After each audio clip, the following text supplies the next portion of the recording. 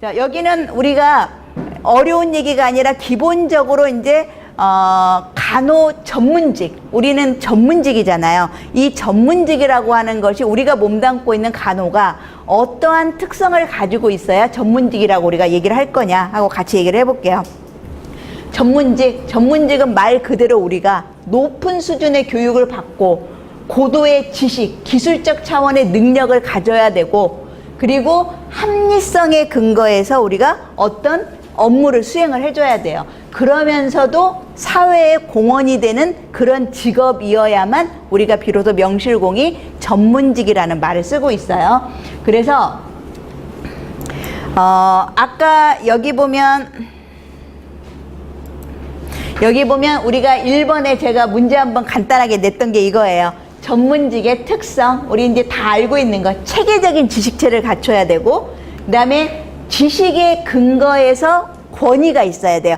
이 사람들만이, 이렇게 체계적인 지식을 배운 어느 정도 이런 사람들만이 이 행위를 할 수 있다라고 하는 게 인정이 되어야만 우리가 이제 전문직이라고 하고, 직업의 자율성이 있어야 해요. 그래서 우리의 직업을 보면 자율성의 측면에서 보면 독립적인 간호의 일이 있고 비독립적인 간호의 일이 우리는 다 섞여져 있어요. 그렇지만 어쨌든 우리가 많은 영역에 있어서 독립적으로 어떤 일을 할 수 있도록, 그래서 우리의 전문직을 좀 더 확장할 수 있도록 이제 우리가 노력을 하고 있는 거고, 그다음에 전문직이 되려면 아까 말했던 것처럼 윤리 강령이 가지고 있어야 돼요. 그 전문직 나름의. 그리고 전문직이 되기 위해서는 장기간의 교육이 다 필요하다는 거. 그래서 우리가 이제 학제가 일원화가 된 거예요. 그래서 2011년 4월 내가 요일까지는 까먹었는데 2011년 4월에 우리가 이제 일원화가 되어서 현재 이제 3년제로 남아있는 것들이 지금 다 4년제로 전환을 가고 있어요. 그러니까 앞으로는 만약에 어떤 대학에서 간호학을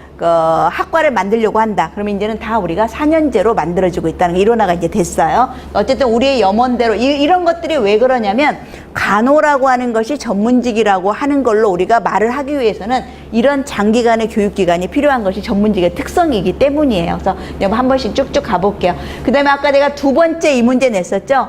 우리가 전문직이다. 우리 간호가 만약에 전문직이라고 우리가 주장을 하려면 이 파발코라고 하는 학자가 너네가 전문직 되려면 이렇게 직업하고 전문직하고 차별화가 있어야 된다. 근데 그 차별화의 요소를, 차원을 이렇게 8가지를 두고 과연 간호가 이론이 있느냐, 너희가 간호학문이라고 하는 것을 빗대어 봤을 때 너네가 간호학문으로서의 어떤 독자적인 이론이 있느냐. 그러니까 우리는 약간 제한적이긴 해요. 왜냐하면 예를 들어서 이제 제가 간호관리학을 가르치고 있는데, 이 간호관리학이라고 하는 학문도 이렇게 보면 경영학의 이론을 데리고 와서, 그러니까 이거는 우리뿐만 아니라 많은 이론들이 그러기는 해요. 어쨌든 자기네의 어떤 독자적인 이론을 개발하거나 만들기 위해서 노력을 해야 된다. 그래야 명실공히 전문직이다라고 말을 하는 거고, 사회 가치와의 관련성이 있느냐? 우리는 아까 말한 것처럼 사회에 공헌하는 직업이에요. 그러니까 공헌하는 직업이기 때문에 우리는 적절하다. 이런 식으로 파발코가 이렇게 여러 가지 차원을 놓고 너희 직업이 전문직이 되기 위해서는 과연 지금 말하고 있는 이런 부분들이 있느냐를 한번 이제 우리가 되새겨 봐야 되는 부분들이에요. 그리고 이제 지금부터 나오는 거가 여러 학자들이 너희의 직업이 전문직이 되기 위해서는 적어도 이런 8가지 요소를 갖추어야 한다. 그래서 8가지를 지금 말을 하고 있어요. 여기 나온 것처럼 자율성, 뭐 더 이상 말할 필요가 없죠. 간호인 우리의 직업이 전문 직업인으로서의 확고한 위치를 확보하려면 자율성을 신장시켜야 되는 거예요. 그러니까 우리가 독자적으로 할 수 있는 일들이 많아져야만 비로소 우리의 직업을 전문직이라고 말을 할 수가 있다라고 하는 거. 두 번째 아까 말한 것처럼 윤리강령이에요. 이 윤리강령이 1972년에 대한간호협회에서 처음 만들어져서 지금까지 최종으로 이루어진 게 2006년까지 해서 3번 개정이 됐어요. 이제 더 이상 아직까지는 개정이 안 되고 이게 최종 거거든요. 그래서 우리가 간호 전문직의 윤리 강령, 세계 간호 윤리 강령도 있고 한국 간호 윤리 강령도 있어요. 이제 거기를 한 번씩 내가 읽어보면 당연직이 내가 간호의 전문직으로서 지켜야 할 요소들이 거기에 다 써져 있어요. 나중에 시간 되면 한 번씩 여러분들 보시면 좋을 것 같아요. 왜냐하면 전문직이 되기 위해서는 윤리강령을 가지고 있어야 된다는 거고, 아까 전문교육 1호나 됐다 그랬죠? 여기 날짜 있네요. 2011년 4월 29일에 우리가 1호나가 됐어요. 그래서 이제 간호학은 4년제의 직업으로 가고 있다라고 하는 거. 그 다음에 전문단체. 우리 여러분도 지금 아마 돈 내고 계실 거죠? 대한간호협회 아마 2만 원 내나요? 그 매달 2만 원인가? 3만 원인가? 5만 원인가요? 그렇게 많이 또 올랐군요. 우리 때만 해도 그때 2만 원인가 15,000원인가 이랬던 것 같은데, 우리 때는 월급이, 제가 간호사를 했었을 때는 40만 원이 월급이었던 시절이니까. 그래서 어쨌든 우리가 그런데 어떤 직업이든지 전문직이 되기 위해서는 우리가 그 전문직을 뒷받침해주는 전문 단체가 있어야만 돼요. 그래서 우리를 옹호해주는 단체예요. 그래서 우리가 여러분이 TV를 보든지 신문을 보든지 여러 우리를 둘러싼 환경에서 간호하고 관련되어서 간호에 뭔가 문제점을 일으킨다, 문제를 일으킨다, 이러면 이 단체들이 들고 일어서는 거예요. 그러니까 어떻게 보면 어떤 한 면으로는 자기 전문직을 위한 이익단체라고 보이겠죠. 어쨌든 이런 단체들이 있어서 전문직으로서의 어떤 역할을 해주고 있는 거. 그래서 우리가 가지고 있는 단체는 여러분 알고 있는 것처럼 대한간호협회, 그 다음에 여러분 이제 평가와 관련되어서는 보통 간호학을 가르치고 있는 대학들은 전부 다 우리가 인증평가, 병원에서 인증받는 것처럼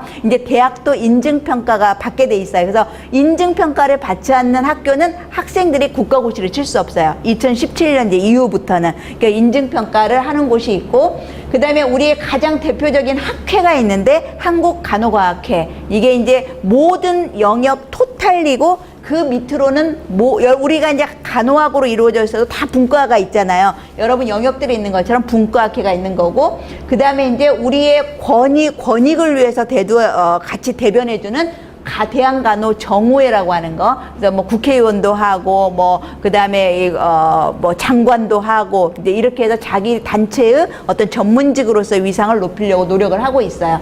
그래서 이제 이런 것들이 있다라고 하는 거 한번 보시고, 그러니까 지금 아까 여러 가지 전문직이 되기 위해서 아까 지금 나오는 지금 8가지를 바라보고 가고 있는데, 이 앞에 있는 이런 요소들이 있어야 우리가 전문직이라고 말을 한다는 거예요. 아까 말한 것처럼 전문직이 되기 위해서는 말 그대로 전문 지식이 있어야 돼요. 우리가 우리만의 어떤 우리 프랙티스 베이스드 에비던스 베이스드 프랙티스 같은 걸 우리가 많이 하고 있잖아요. 그런 것처럼 이런 전문 지식을 우리가 개발을 해야 된다라고 하는 거. 그 다음에 종사기간. 굉장히 참 안타까운 부분인데, 우리 신규가 들어가가지고 제일 많이 사직을 하는 기간이 1년 이내라고 그래요. 그러니까 보통은 내가 학교에서 배웠던 것과 이제 실제 현장에 나갔을 때 갭이 이제 크다 보니까 학생들이 그거를 버티지 못하고 이제 이직을 많이 해버리거나 하게 되는데, 이런 경우에 있어서 이제 그 학생들한테도 우리가 강의할 때 그래요. 정말 명실공히 우리가 전문직이라고 생각한다면 외부의 어떤 나를 힘들게 하는 거, 쉽게 이런 걸 가지고 과연 그만둘 수 있을까? 예를 들어서 우리 너무나 쉽게 보는 우리 이웃에 있는 의사.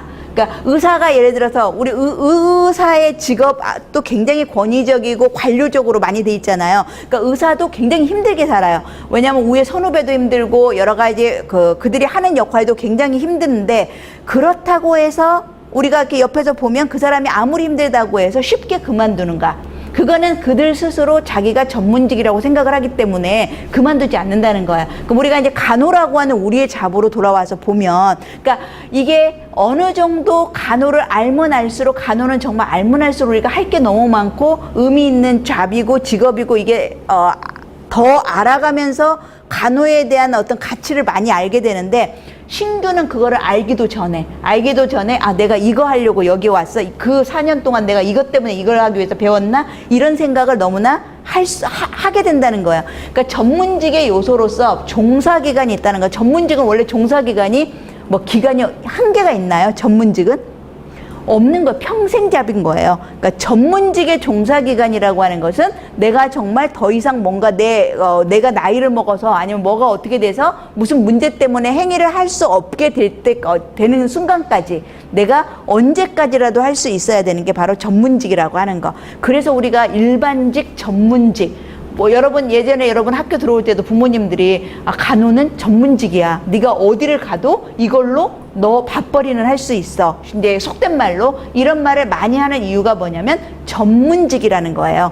그래서 우리가 외국에 나갔었을 때 이제 정말 간호직만큼 자기가 자기의 어떤 그 부모님 도움 없이 내 혼자의 힘으로 떳떳하게 내가 돈을 벌어가면서 내가 원하는 목적을 이룰 수 있는 과 중에 하나가 바로 간호학과거든요. 그러니까 이것이 종사 기간이 없는 전문직이라는 뜻이에요. 그래서 우리가 정말로 이제 신규들이 들어왔었을 때 이 사람들이 빨리 그만두지 않고 오랜 세월을 거쳐가면서 엑스퍼트가 늘어나야 되는데 엑스퍼트가 될 만해도 그만 가고 이제 뭐 신규에서 그만두고 이런 것들이 전문직이라고 하는 그 어떤 전문직관 이런 의식이 조금 우리가 그만큼 못 가서 그러지 않았나 하는 생각이 아쉬움이 있어요. 어쨌든 종사기간이 있고 사회봉사. 이 세상의 어떤 직업도 그 대상자, 그러니까 우리로 말하면 고객이죠. 우리의 고객은 누구냐면 환자 보호자예요. 이 사람들이 없다면 이 간호라고 하는 직업은 존재 이유가 없는 거예요. 그러니까 그 어떤 직업도 고객이 없는 한에는 존재 이유가 없기 때문에 당연직이 사회가 원하는, 사회가 바라는 그런 방향으로 가져야 된다라고 하는 거. 어쨌든 사회봉사가 우리 간호에게 있어요. 그리고 마지막으로 자격 규정. 아무나 이거 할 수 있는 거 아니죠? 정규적인 어떤 과정을 거치고 국가고시를 보고 그것이 되고 나서 한 사람만이 면허가 있는 사람만이 간호사의 직업을 가질 수가 있다는 거예요. 그러니까 이렇게 전문직은 이런 자격 규제를 가지고 있다는 거. 아까 1번 자율성부터 시작해가지고 8개 이 자격 규제까지 지금 이 8가지 쭉쭉 여러분들이 이렇게 그 페이지를 넘겨보시면 이 8가지가 있어야만 우리 간호가 전문직이다 라고 말하는. 그러니까 오늘 간호 전문직의 특성에서 다른 거 다 잊어버려도 요 8가지. 그러니까 많은 학자들이 여러 가지 얘기를 했지만 우리가 이제 전문직이 되기 위해서는 이런 8가지 요소가 있어야 된다. 근데 그게 우리 역할이에요. 이제 아까 우리가 같이 얘기를 나누었던 간호 전문직 관이에요. 말 그대로 관.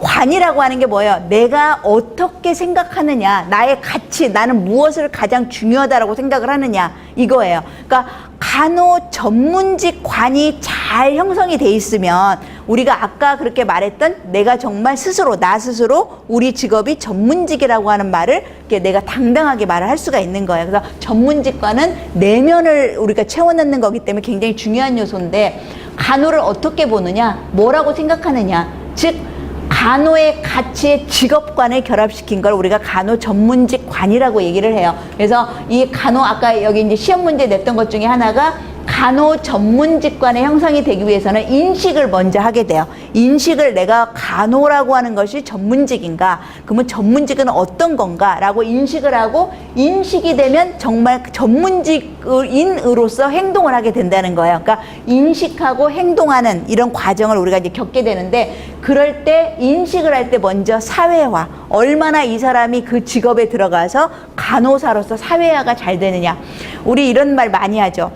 여러분도 여러분이 간호를 선택하기 이전에는 만약에 내가 과가 간호학을 선택하지 않았고 다른 과를 선택했다. 그래서 뭐 인문사회 각 과마다 다른 특성이 다 있겠지만 우리 간호학에서는 아이들이 4년을 이렇게 졸업을 하게 되면 이제 이론도 배우고 실습도 배우고 이렇게 하잖아요. 그러면 알게 모르게 여러분도 마찬가지예요. 여러분이 지금 이제 그렇게 학교를 졸업하고 지금 몇 년의 과정에 임상에 이제 있었잖아요. 그러면 여러분도 모르게 여러분 스스로를 가만히 다른 사람들이 우리는 우리끼리 있어서 모르는데 우리는 너무나 우리가 하는 행동이 당연하다고 생각하는데 저 밖에서 우리를 바라보면 어떻게 바라보냐면 굉장히 성실해요. 책임감이 너무너무 넘쳐요. 굉장히 우리 옵세시브하다고 하는 말 있죠. 굉장히 우리가 철두철미하려고 노력을 해요. 그러니까 이거는 뭐냐면 이 간호 전문직 관처럼 내가 알게 모르게 나도 모르게 내가 여기서 생활하고 내가 이 직장 속에서 살는 동안에 여러분 스스로 한번 생각해 보세요. 여러분도 한 5년, 6년, 7년 이렇게 지금 임상에 있었을 텐데 내가 쉽게 지각해요? 쉽게 결석해요? 내 일을 쉽게 남한테 밀어줘요? 거의 없다는 거예요. 그러니까 이게 알게 모르게 그거는 절대로 안 되는 일인 것처럼 우리는 알고 살아오는 거예요. 왜냐하면 우리 대상자가 인간이기 때문에 우리는 실수하면 무슨 물건 만드는 것처럼 불량품 나오는 게 아니라 사람의 생명하고 직결이 돼 있기 때문에 실수를 해서는 안 되는, 그러다 보니까 굉장히 책임감, 성실성 이런 게 많아진다는 거예요. 즉 그런 것처럼 이 사회화가 되어가는 그 과정 속에서 나도 모르게 그 조직 속에 오래 있다 보니까 아하, 간호를 하는 사람들은 저렇구나. 이게 우리 여러분도 이제 우리 고대생이잖아요. 더 크게는 직업적으로 보면 학문적으로 보면 간호학이지만 학교의 배경으로 보면 우리는 고대인이에요. 고대인인데 우리나라에서 3대 불가한 3대 그 조직 세계가 있어요. 그게 뭐예요? 누구도 이게 그들의 조직을 와해시킬 수가 없는 우리나라의 엄청난 3대 조직. 첫 번째 고대 교우회, 두 번째 호남 향유회, 세 번째 그 해병대. 이 세 개의 조직은 그 조직에 들어오는 순간 자기도 모르게 그만큼 사람들이 밖에서 바라볼 때는 저 조직은 정말 와해되지 않는 조직. 그거는 알게 모르게 우리가 살아가면서 뭔가 그 조직 속에 어떤 하나의 관이 형성이 됐기 때문이에요. 나는 내가 고대인 이렇게 생각을 하는 것처럼 어쨌든 그래서 이런 사회화 과정의 인식이 잘 되면 그런 사고와 신념이 내 머릿속에 내 내재화 되는 거고 전문직 이미지가 이제 형성이 되는 거고 전문직 자아 개념이 생겨서 비로소 전문직인으로서 내가 행위를 하게 된다는 거예요. 그러니까 어쨌든 이런 것들이 간호 전문직과, 그러니까 이거는 우리가 사람의 머릿속은 어떻게 할 수가 없어요. 굉장히, 근데 머릿속만 한번 잘 만들어 놓으면 누가 무엇이라 하더라도 이 사람은 흔들리지가 않는 거예요. 그만큼 우리가 간호 전문직관이 이제 어떻게 신규들한테 올바르게 바르게 그 사람을 위해서, 조직을 위해서 이런 전문직관을 형성을 해주느냐, 이제 이런 얘기예요. 그래서 여러 가지 얘기 중에 이 전문직관을 위해서 적어도 지식, 탐구정신, 책무, 자율성, 옹호, 혁신과 미래지향, 동료와의 협력, 윤리와 가치, 이런 부분들을 앞으로 우리가 올바른 전문직관을 형성시키기 위해서 우리 자신도 물론이거니와 우리 밑으로 들어오는 우리 모두가 간호 속에서 이렇게 묶인 사람들이기 때문에 우리 간호라고 하는 것이 발전하기 위해서는 지금 여기 있는 이 요소들을 어떻게 전문직으로서의 전문직관을 위해서 발전을 시킬 거냐라고 해서 쭉쭉 다 하나씩 써봤어요. 이 8가지를 지식, 말 그대로 지식이라고 하는 게 뭐예요? 우리는 이론적이고 실제적이고 임상적인 지식체를 가져요. 우리 학문을 무슨 학문이라고 하냐면 실용학문이라고 그래요. 간호는 실용학문이에요. 그래서 인문계처럼 아주 오래된 것이 중요하다기보다는 현재가 계속 개발되고 발전된 현재가 더 중요해요. 그러니까 우리 학문을 하는 사람이라면 임상을 거치지 않고서는 그 사람은 간호학을 했다라고 말할 수가 없어요.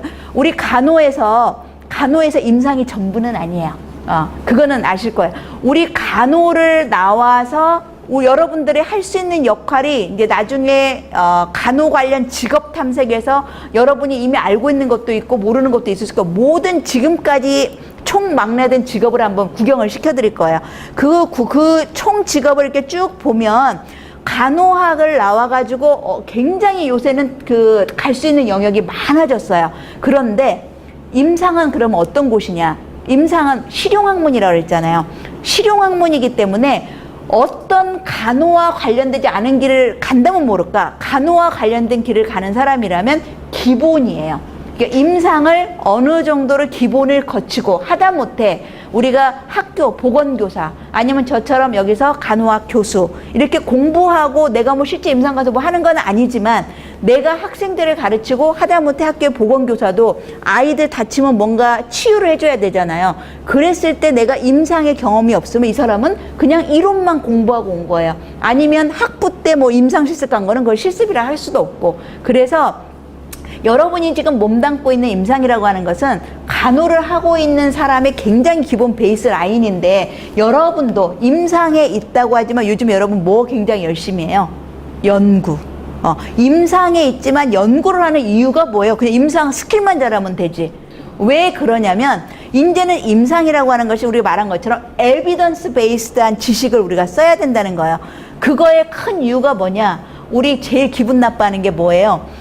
내 간호사인 나랑 우리 보조해주는 간호조무사 이랬을 때 일반인들이 이 간호조무사가 하는 행위와 내가 하는 행위를 구분 못했을 때 굉장히 좌절하고 자존감 상하고 아까 우리 존칭의 언니 소리 듣는 것처럼 굉장히 그게 자존감이 떨어져요. 그 이유는 그거는 우리한테도 문제가 있는 거야. 왜냐? 일반인들이 생각할 때는 내가 돈을 페이를 내고 그 사람이 우리가 이런 거잖아요. 우리는 무형의 스킬을 보여주고 돈을 받는 직업이야. 서비스 직업이야. 그러니까 우리 의료는 특수한 서비스 직업이거든요. 그러면 간호도 마찬가지야. 간호 서비스를 주는데 여러분 여러분 쉽게 뭐 호텔 같은 데 갔는데 서비스가 엉망이에요. 그럼 다음에 거기 가요? 여기 서비스 뭐 이래. 돈 주기 아깝거든요. 안 간다는 거야. 간호도 마찬가지라는 거죠. 우리가 만약에 퀄리티 높게 이만큼의 전문인으로서 지식을 배우고 이만큼의 어떤 행위를 하는 그런 행위를 해주지 않는 한은 만약에 간호조무사하고 그 행위가 구분이 안 된다면 그 사람들이 당연히 이만큼만 줘도 될 거를 왜 저 사람한테 이만큼의 돈을 주고 아깝다고 생각을 할 거라는 거죠.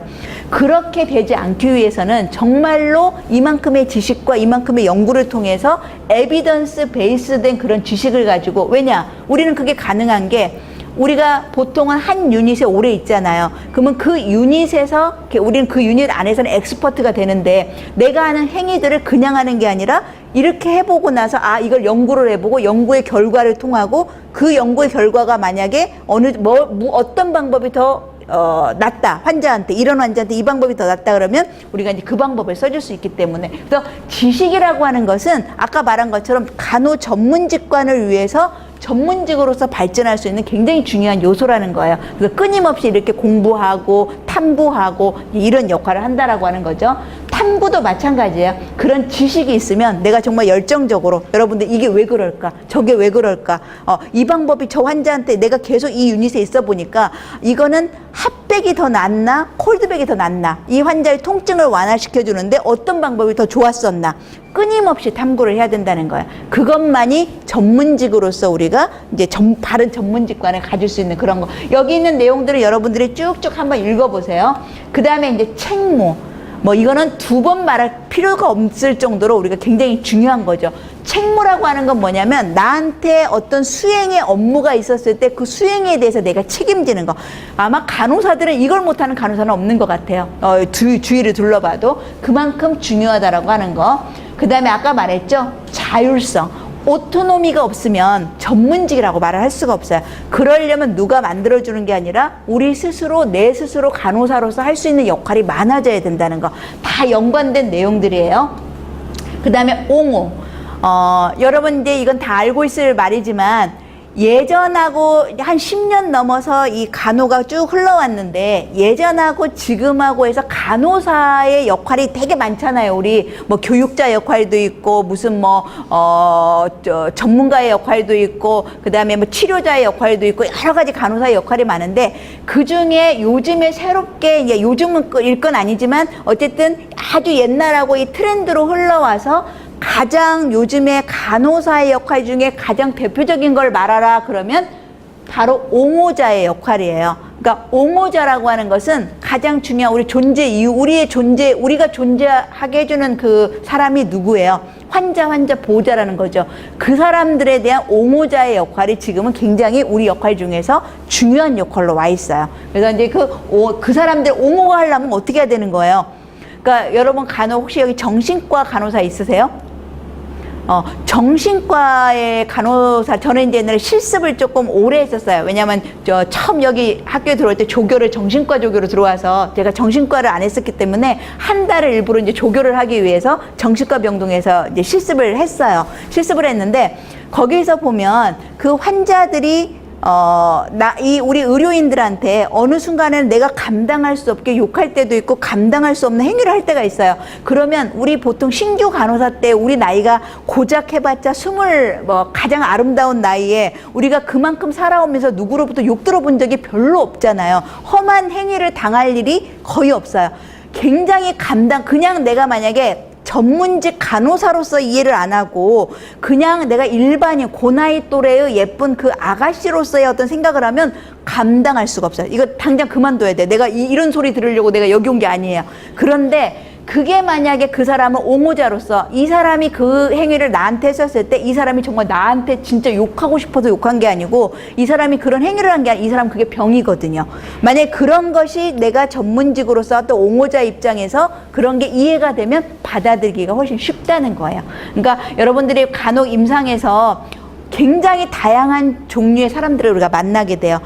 정말 이렇게 굉장히 바람직한 고객도 있을 수 있고 그렇지 못한 사람도 있을 수 있어요. 그러면 그렇지 못한 사람들의 입장에서 정말 내가 만약에 내 가족이 막 아프고 막 그랬을 때 막 경황 없이 오면 경황이 없을 수가 있어요. 나도 모르게 내가 평소에 내가 아니라 정말 이성을 잃을 때가 있을 수가 있는 거니까 그런 것들을 조금 더 전문직스럽게 그러니까 옹호자의 입장에서 여러분들이 이제 생각을 해보라고 하는 거 이것도 이 옆에는 여러분들이 한번 쭉 읽어봐 주세요.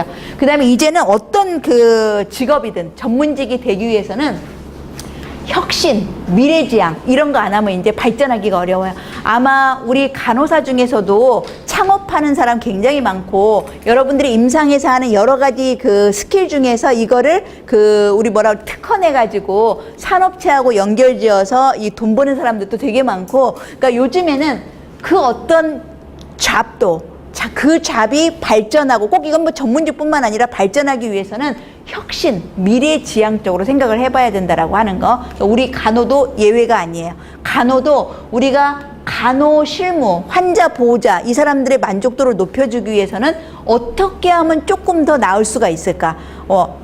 이거를 발전시키기 위해서 정보를 어떻게 끌어올까? 아니면 뭐를 어떻게 할까? 이런 것들을 우리가 끊임없이 생각을 해봐야 된다. 우리가 각 유닛에서 간호 전달 체계 우리 한 번씩 말 다 들어보잖아요. 우리 유닛에서 우리의 간호를 저기 있는 저 환자들한테 전달을 해주는 거예요. 그게 바로 간호 전달 체계거든요. 이 간호를 전달해줌에 있어서 어떻게 전달해주는 것이 가장 바람직할까? 그냥 평소 하던 대로 하는 게 아니라 우리 때 제가 지금 이제 이번 해가 30주년이에요. 입학 30주년. 그래서 이제 이번 10월에 입학 30주년 하는데 그 옛날 시절에는 간호사 한 명에 나이트 같은 경우 간호사 한 명에 40-50명 환자가 있었어요. 그때는 이게 지금 생각하면 상상할 수도 없고 정말 사고 안 난 게 다행인 거죠. 무사히 이렇게 이 자리에 있는 게 다행인데 그 시절에는 간호 전달 체계가 뭐였었냐면 방법이 없어요. 간호사는 꼴랑 한 명이고 환자는 40-50명이 있어요. 기능적인 방법밖에 해줄 수가 없어요. 막 두두두두 가가지고 약 나눠주고 두두두두 가가지고 막 주사주고 두두두두 가가지고 기능적으로 그냥 펑셔널하게만 역할을 했어요. 근데 지금은 어때요? 많은 유닛에서 우리 간호사의 간호를 환자한테 전달해주는 방법, 이 간호 전달 체계를 어떤 데는 뭐 팀제로 하고 어떤 데는 뭐 무슨 방법으로 하고 뭐 이렇게 다양하게 하고 있다는 거죠. 그러니까 이런 것들이 전부 다 뭐냐면 혁신과 미래지향적으로 여러 가지 고민을 해본다는 거죠. 전문직관을 위해서 특히 되기 위해서는. 근데 이런 내용과 동료와 협력. 요즘에는 혼자서 살 수 있는 것은 아무것도 없어요. 우리 특히 병원은 더더욱 그러죠. 병원만큼 다양한 직종이 모여 있는 곳이 없어요. 가장 이해하기 어렵고 가장 컨트롤하기 어려운 곳이 바로 병원이라는 조직이에요. 각자의 전문직도 너무 완고하고 그런 완고한 사람들이 환자라고 하는 한 사람을 놓고 삥 둘러서 다 같이 이 환자한테 영향력을 주는 거야. 이제 우리만 잘해서도 환자가 만족할 수 없고 의사만 잘해서도 환자가 만족할 수 없어요. 그래서 의사가 아무리 수술을 잘해놓고 약사가 아무리 약을 잘 줬어도 만약 간호인 우리가 그 사람이 제일 오랜 시간을 겪는 건 우리거든요. 가장 다이렉트하게 겪는 건 간호예요. 근데 만약에 우리하고 사이에서 뭔가 불협화음이 있다? 내가 뭐 병원이 여기밖에 없어? 이렇게 나오는 거예요. 그러니까 이 모든 직종이 동료와의 협력, 그러니까 환자라고 하는 한 사람의 만족도를 위해서 여러 사람이, 그러니까 우리 지금 대학도 교수가 개인 한 사람의 영역 갖고는 펀드를 못 따요.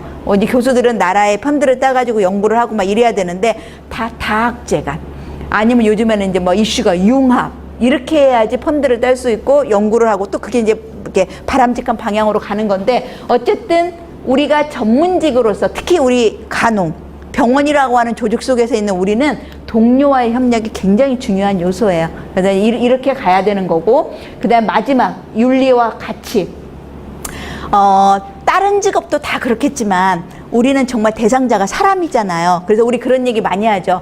내가 윤리와 가치에서 나의 가장 우리는 정말 환자의 생명하고 직결되는 게 우리 여러분 처음 바이알 주사를 놓을 때, 뺄 때, 그 여러 가지 그런 때 내가 실수할 수 있어요. 사람이니까. 그러면 그런 실수 그리고 또 어떤 순간에는 내가 IM, IV 혼동할 수도 있고 환자 뭐 이럴 수도 있어요. 그런 것들을 가능한 한 스크린할 수 있도록 내가 노력한다라고 하는 거. 그러니까 그런 거와 만약에 실수했을 때는 실수를 인정하고 빨리 그래야 뭔가 해결을 내야 그 다음에 더 큰 실수를 하지 않는다라고 하는 거. 다른 어떤 직업보다도 훨씬 더 우리한테 더 요구되는. 그러니까 더 다른 전문직보다도 우리 간호, 즉 의료를 둘러싼 이런 직업에 더 청렴한 것이 더 요구되는 게 이런 윤리와 가치라고 하는 그런 거. 우리한테도 이런 것이 굉장히 중요한 요소예요. 그래서 여기 내용들은 이제 간호 아까 지금까지 이제 내용들이 어떤 내용들이냐면 여러분들한테 그 간호 전문직의 특성에 대해서 얘기를 했고 그 다음에 이제 간호 전문직관이라고 하는 얘기를 했고 이제 이게 마지막 얘기가 전문직 사회화인데 이건 우리가 토론을 했던 내용이에요. 그래서 전문직 사회화는 이제 우리가 아까 신규 간호사한테 요구되는 역량이 지금 여기 알고 있는 것처럼 우리 여기 빨간색 박스인 이런 능력이 이제 신규 간호사한테 요구되는 역량이고 그 다음에 나머지 이제 우리가 지금 여기 나와 있는 전문직 사회화에 영향을 미치는 요소에서 이 간호학생이 간호사로 또는 신규가 엑스퍼트로 아까 현실 충격을 줄여들기 위해서 어떻게 하나 4가지 단계 이런 단계를 거친다고 얘기를 했었고 그 다음에 이 나머지 얘기들은 각각 그거에 대한 설명이에요. 그래서 여러분들이 한번 이제 쭉 읽어보시고 실은 오늘 그 여러분들한테 논문 하나를 간호 전문직관에 대한 논문 하나를 같이 얘기를 하고 싶었는데 요거는 이제 시간이 됐기 때문에 다음 시간에 요 프린트를 한번 프린트를 갖고 오세요. 그러니까 전문직관으로서의 얘기도 하겠지만 우리는 지금 이 수업의 목적은 간호 전문직 플러스 연구로 마무리를 하겠다고 제가 여러분께 말씀을 드렸어요. 그래서 지금 올려놓은 이 내용은 뭐 내용도 내용이지만 우리가 가장 여러분들이 석사로서 일반적으로 논문을 쓰는 형태예요.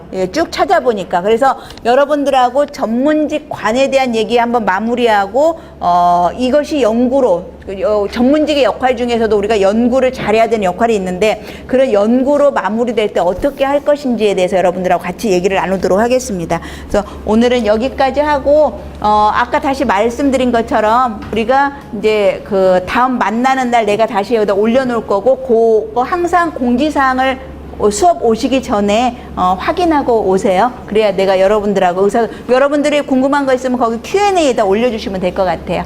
그래서 오늘은 여기까지 하는 것으로 마무리하겠습니다.